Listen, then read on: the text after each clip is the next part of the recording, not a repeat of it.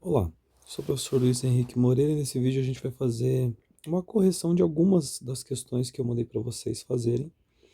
Vai ficar como revisão, lembrando que nós temos avaliação de física na sexta-feira.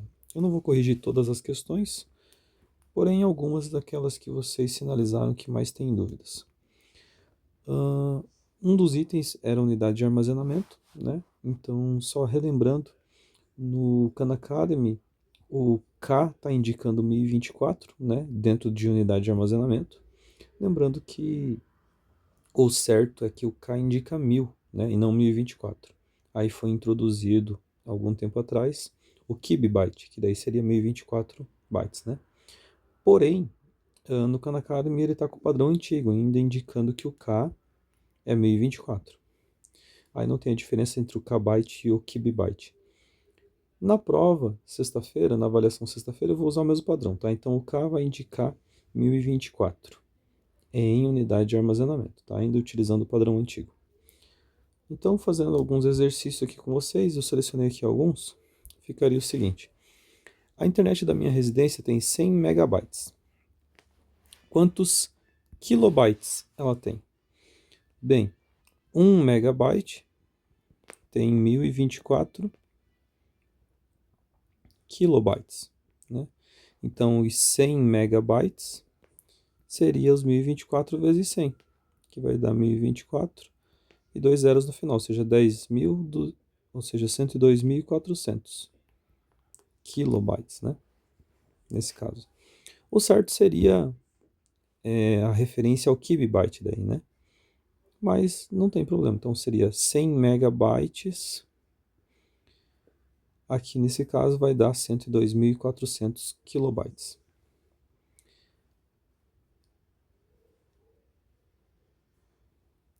Próxima questão diz assim. Qual alternativa contém uma equivalência correta a 1 megabyte? Bom, 1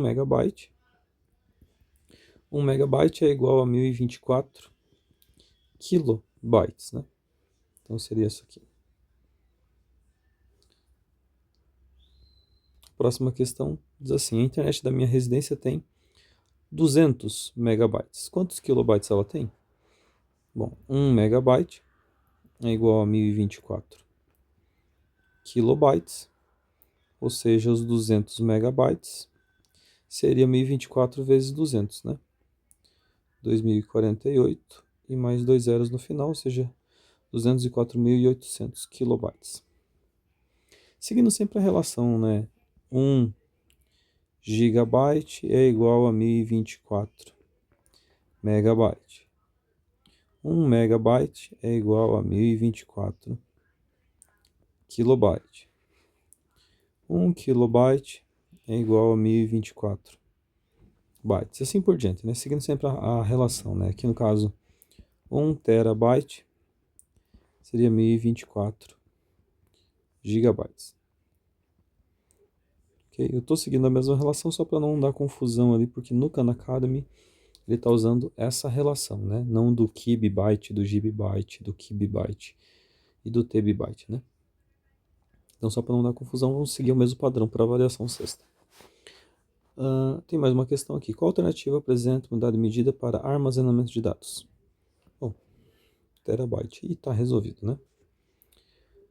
Falando um pouquinho sobre vetores, eu vou resolver com vocês aqui algumas questões de soma de vetores, tá?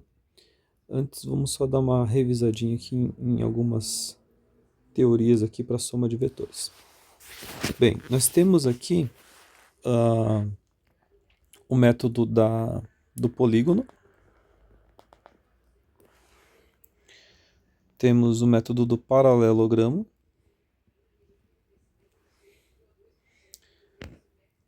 E temos ainda um terceiro método que vamos chamar aqui de soma das componentes. Bem, se eu tenho dois vetores, vamos imaginar que eu tenho um vetor nesse sentido e tenho mais um vetor aqui nesse sentido. Tem o vetor, nosso vetor A, tem um vetor B. Bem, como é que eu somo esses dois vetores? Eu tenho um método do polígono, que a gente vai pegar esses vetores. Então, eu vou pegar esse vetor aqui, vamos levar ele aqui, pego o primeiro vetor, a gente vai pegar o segundo vetor,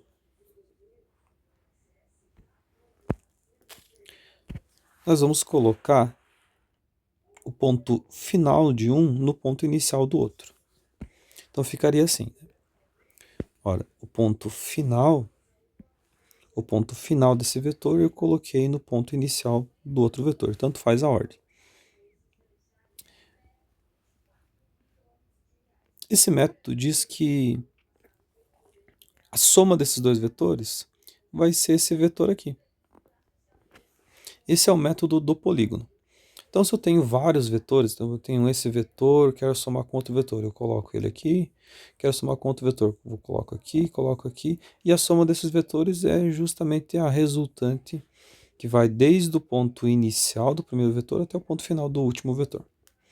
Esse é o método do polígono. Aqui seria então a nossa soma dos vetores. Temos ainda o próximo método, que é o método do paralelogramo. No método do paralelogramo, nós não vamos colocar o ponto final de um no ponto inicial do outro. Nós vamos juntar os dois pontos iniciais. Então, nesse caso, ficaria assim. Eu vou pegar esse vetor, vamos colocar ele aqui. Vamos pegar agora, deixa eu colocar um pouquinho mais para cima.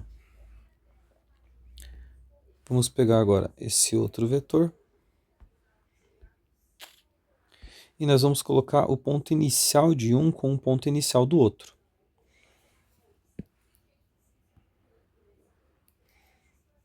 Então agora nós temos esse vetor aqui. Deixa eu só posicionar um pouquinho mais para cá esses dois vetores.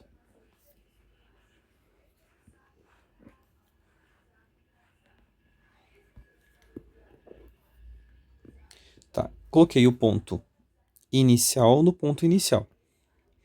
Agora nós vamos fazer o seguinte. Nós vamos traçar aqui, desse lado, a paralela ao vetor A, que está a paralela do vetor A. E desse lado nós vamos traçar a paralela do vetor B. Aqui é a paralela do vetor B. Paralela do vetor B. Como eu estou pegando só o tamanho do segmento, não vou colocar o símbolo de vetor. E a regra do paralelogramo diz que a soma desse vetor A com o vetor B vai ser essa diagonal aqui. Então aqui está a nossa soma dos vetores. Essa é a regra do paralelogramo. Então temos a regra do polígono e a regra do paralelogramo. Por fim, temos a regra da soma dos componentes. Então se eu tenho o vetor A, que é 5 e menos 3, o vetor B, que é menos 2 e menos 5. Então nós temos que a soma dos vetores A com B vai ser dado, a gente vai somar as componentes. Então aqui no caso eu vou somar a componente que está no eixo X. Então 5 positivo com 2 negativo vai dar 3 positivo. 3 positivo. E somando os componentes aqui do eixo Y, menos 3 com menos 5, nós temos então o 8 negativo. E aqui está a soma dos vetores. Bem, separei aqui alguns exercícios também para nós revisarmos. Essas são as fórmulas retangulares dos vetores m e n. Então aqui está o vetor m e aqui está o vetor n. Queremos saber qual que vai ser o vetor m mais n. Bom, vamos juntar então a componente no eixo x, que vai dar 9 negativo, e juntar as componentes do eixo y, que nesse caso vai dar 6 positivo. E esse vai ser o nosso vetor m mais n. Próxima questão diz assim: qual equação descreve corretamente a relação entre os vetores? Bem, aqui claramente é uma soma de vetores usando aqui, ó, usando a regra do polígono, né?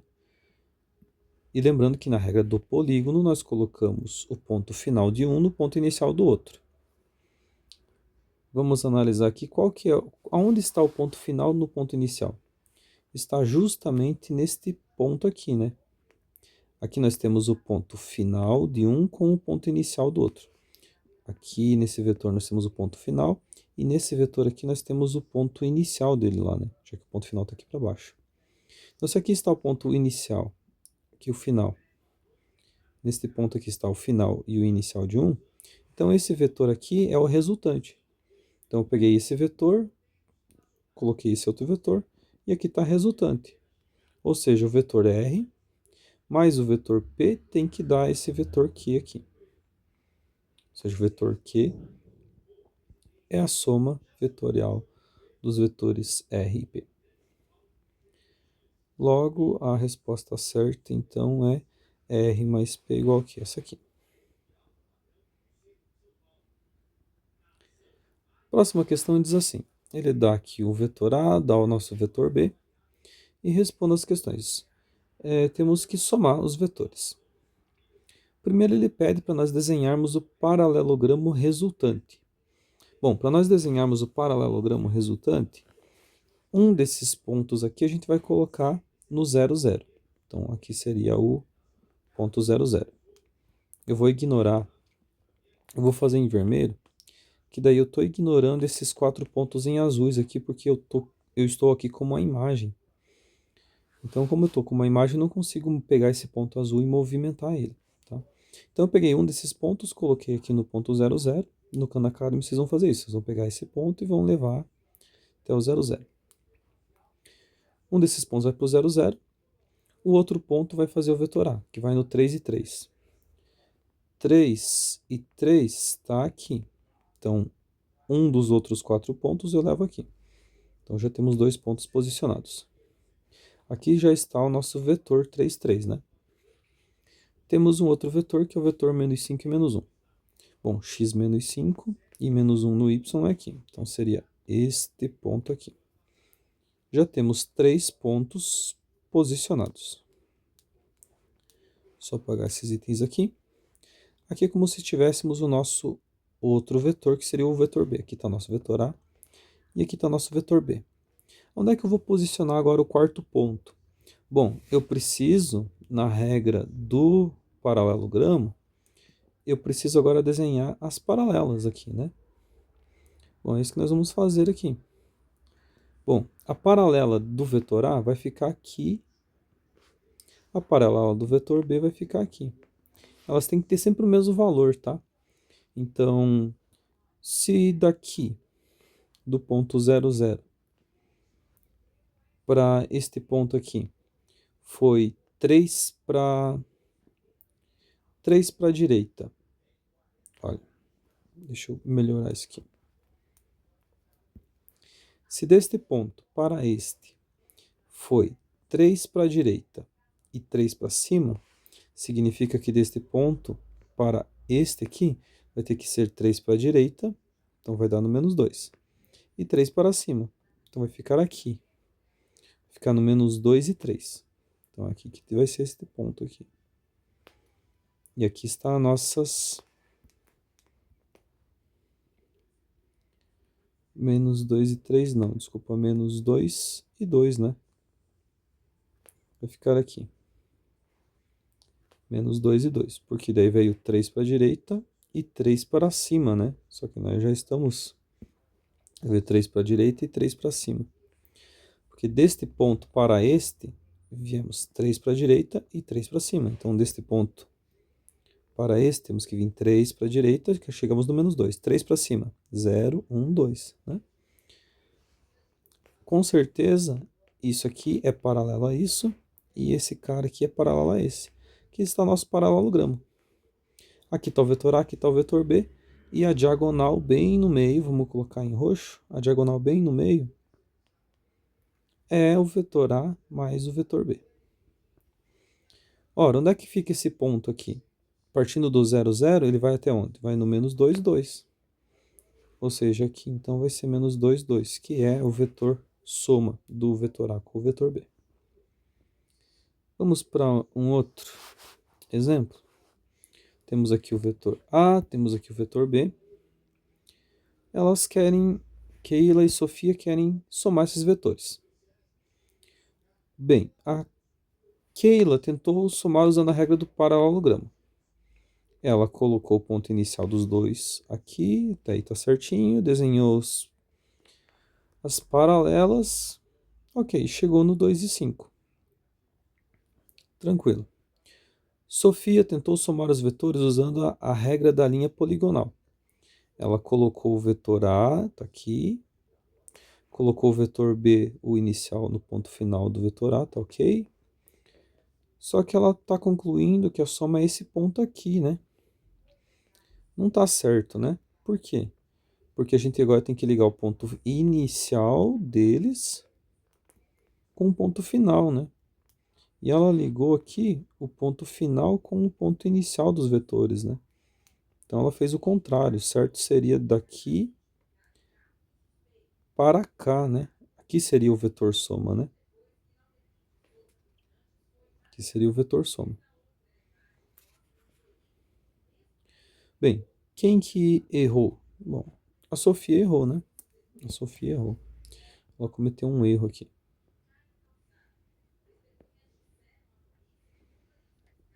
Certo, então aqui a gente fecha aqui as questões de vetores, né?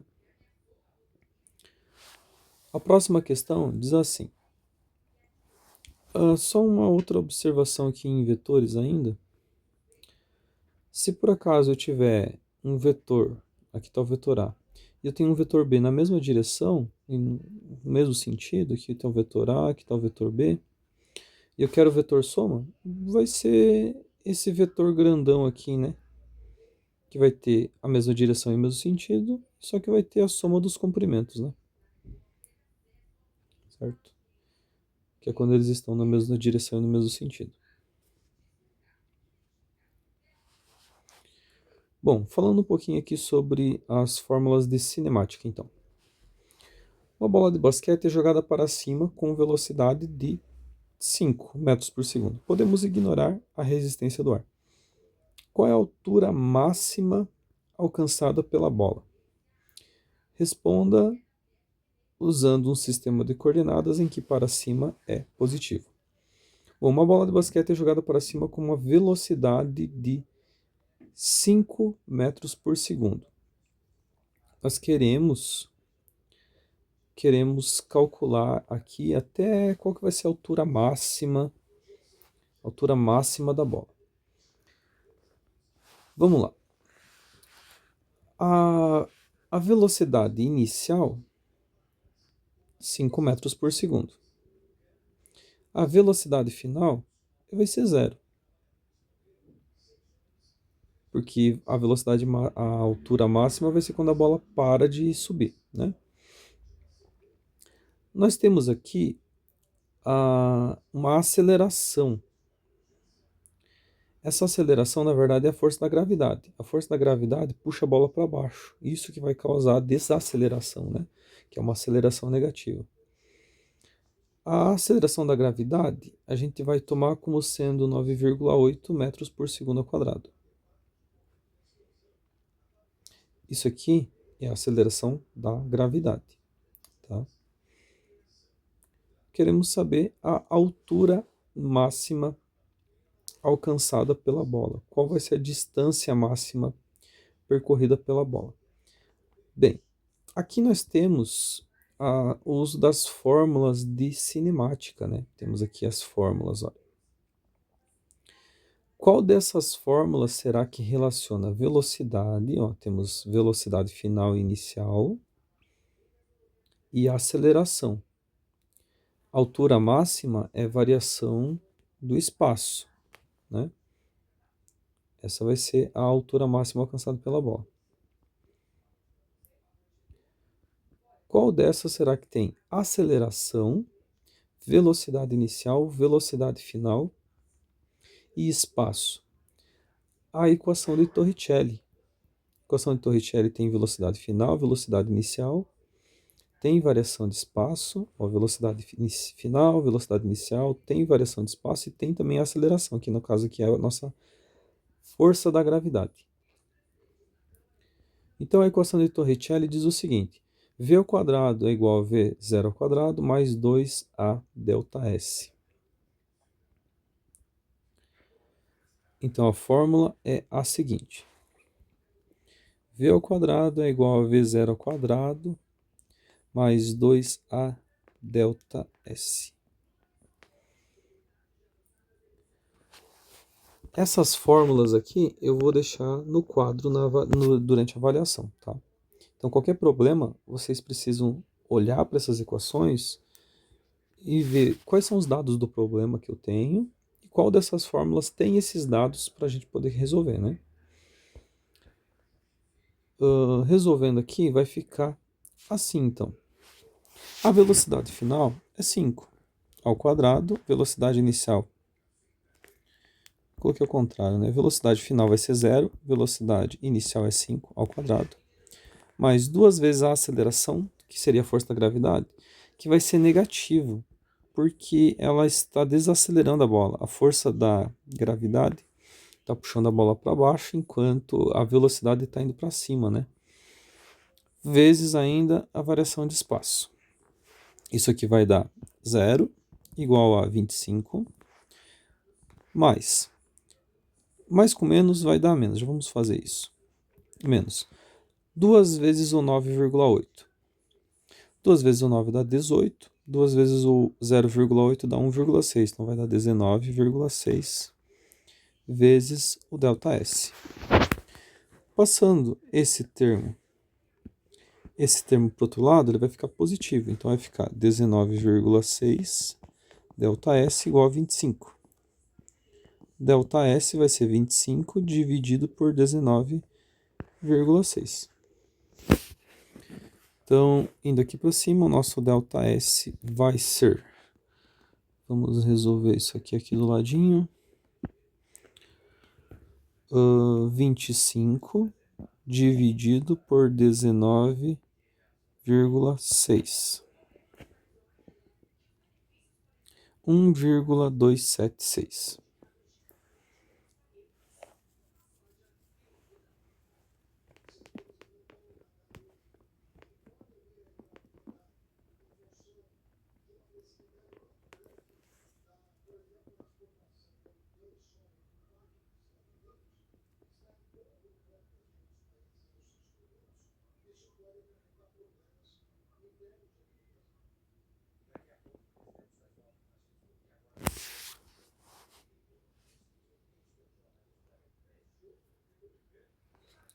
Então, como está pedindo para fazer arredondado, então seria aproximadamente 1,3 metros, né?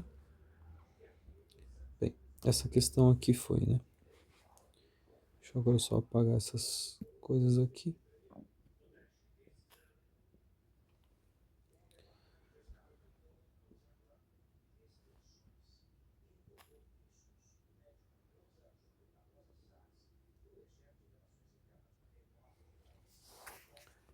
Vamos para a nossa próxima questão, então, que ficaria assim. Um beija-flor está voando e sua velocidade vem em função do tempo t dado pelo gráfico, no qual o sentido para a direita é a direção da velocidade positiva. Qual é o deslocamento do beija-flor do tempo 3 segundos até o 3 segundos e meio? Deslocamento do beija-flor. Se nós analisarmos aqui, então nós temos tempo final e tempo inicial, ou seja, variação de tempo. Temos velocidade e queremos saber a variação de espaço. Nas fórmulas aqui que nós temos, que relaciona esses três itens aqui, poderia ser a fórmula da velocidade, né? Temos a variação do tempo, temos a velocidade, temos a variação de espaço. Ou daríamos, inclusive, para usar raciocínio lógico, né? Se a velocidade de 3 até 3 segundos e meio é 4 metros por segundo por segundo, em meio segundo, se essa velocidade ele está indo 4 metros por segundo, em meio segundo ele vai quantos metros? Vai 2 metros, né? Então o deslocamento do beija-flor vai ser 2 metros, né? Mas vamos pegar a fórmula aqui, seria V igual a ΔS sobre ΔT, né? V igual a ΔS sobre ΔT. Por que essa fórmula? Porque nós temos o tempo, tá aqui, a variação do espaço, que está pedindo, tá aqui, e nós temos também a velocidade, que está aqui, ó. É uma fórmula que tem tudo que a questão está nos dando, né? Inclusive o que nós queremos calcular, que é o ΔS. Então ficaria assim, a velocidade é 4, a variação de espaço nós não sabemos quanto que é, sobre a variação do tempo, que seria 0,5, né? De 3 segundos e meio até os 3 segundos. Então ΔS vai ser 4 vezes 0,5, que vai dar 2 metros, né? Então é óbvio, né? Se a velocidade de 3 segundos até 3 segundos e meio a velocidade é 4 metros por segundo, em meio segundo ele anda quanto? Se a velocidade está sendo 4 metros por segundo, ele anda 2 metros, né? Seria 2 metros. Vamos ver aqui mais uma questão. Um gato persegue um rato até se cansar. Um gráfico da velocidade do gato ao longo do tempo é mostrado abaixo. Qual é a aceleração média do gato de 12 até 24 segundos? Bem, nós temos aqui velocidade e tempo e quer saber a aceleração. Só tem uma fórmula aqui que relaciona isso, né? Que é a fórmula da aceleração, né? Que relaciona velocidade e tempo e aceleração. Então é isso. A fórmula seria a aceleração vai ser a velocidade, a variação de velocidade sobre a variação do tempo, né? Bem, quer saber de 12 até 24 segundos, né? Então a aceleração vai ser a variação da velocidade, a velocidade final menos a velocidade inicial, sobre o tempo final menos o tempo inicial, né? Bem, a velocidade final está relacionada ao tempo final, que seria 24 segundos. Então, em 24 segundos, qual que seria a velocidade dele? Bom, em 24 segundos a velocidade dele é zero, né? Porque é esse ponto aqui está no zero, né? Então, seria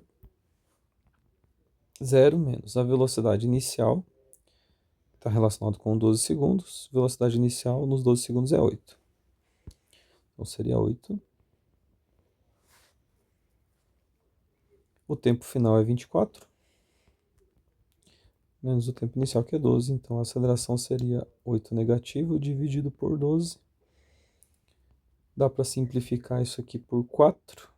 Vai dar 2 terços. Isso aqui é mais ou menos 0,6666 metros por segundo ao quadrado, né?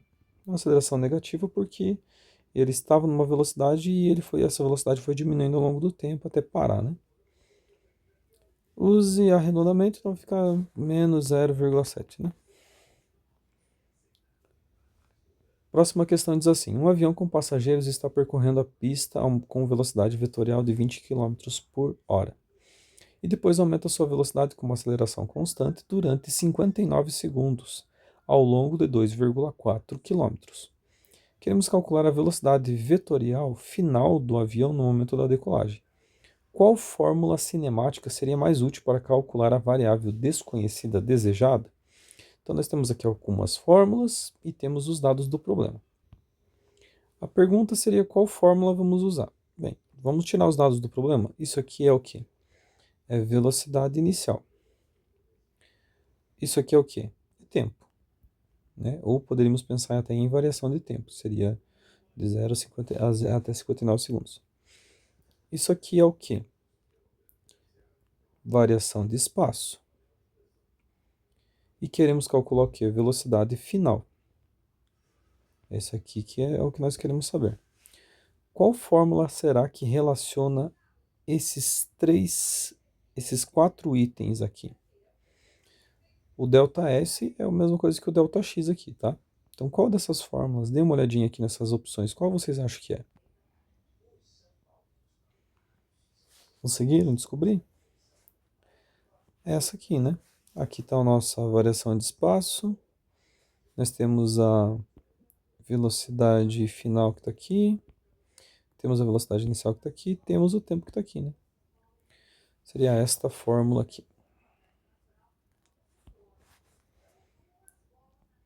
Próxima questão diz assim: um barco está flutuando para a direita com uma velocidade de 5 metros por segundo quando um piloto liga o motor.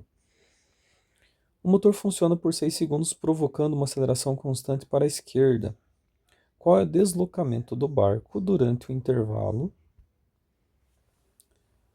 de tempo de 6 segundos? Responda com o sinal correto usando o sistema de coordenadas e que a direção para a direita é positiva. Então ele está indo para a direita, está no sentido positivo, então essa velocidade é positiva. Funciona por 6 segundos, tá? E a aceleração para a esquerda, então a aceleração está para o lado contrário, então a aceleração é negativa. Isso vai desacelerar o movimento do barco até ele ficar indo para o lado contrário.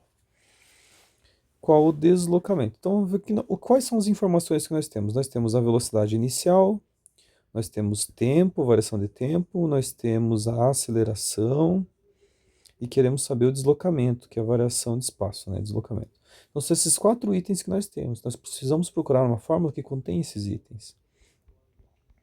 Bem, se nós olharmos aqui para as fórmulas que contém este item, é a função horária da posição, né?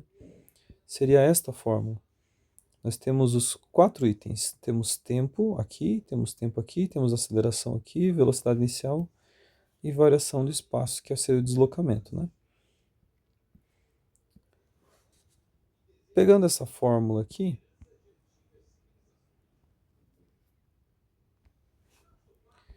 vai ficar assim. Vou colar ela aqui.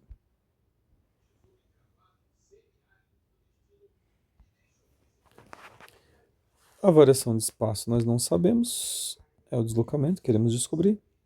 A velocidade inicial é 5 metros por segundo para a direita, então é positivo, vezes o tempo é 6 segundos, mais 1 meio, vezes a aceleração, e a aceleração é 4 negativo, vezes o tempo ao quadrado, que seria 6 ao quadrado. Variação de espaço seria, então, 30, mais com menos vai dar menos. 1 meio vezes 4 vai dar 4 meios, vezes 6 ao quadrado, que dá 36. Variação de espaço vai ser 30 menos 4 dividido por 2 vai dar 2, né? Isso vai dar 72. 2 vezes 36. Então a variação aqui vai ser menos 42.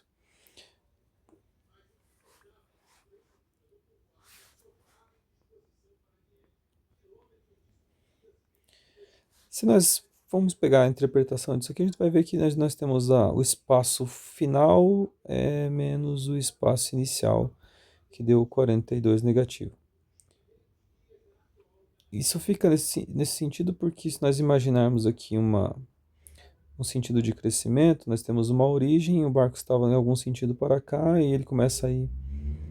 Ele estava em algum sentido para cá, ele começa a ir para o lado contrário, ele ultrapassa esse sentido aqui da origem, e por isso que ao fazer o ponto final menos o ponto inicial vai dar um valor negativo, né?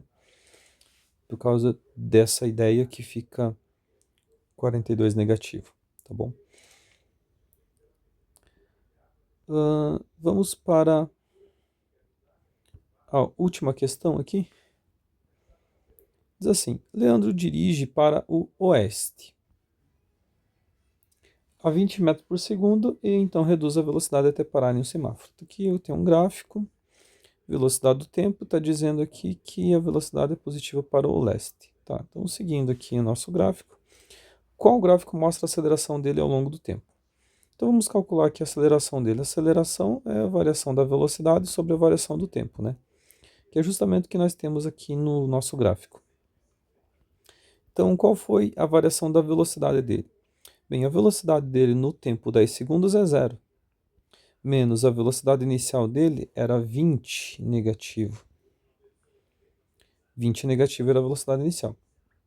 Sobre a variação do tempo foi em 10 segundos a variação do tempo. Isso aqui vai ficar 20 dividido por 10, que vai dar 2 metros por segundo ao quadrado. Bom, qual desses gráficos indica 2 metros por segundo ao quadrado? O item D. E está resolvido.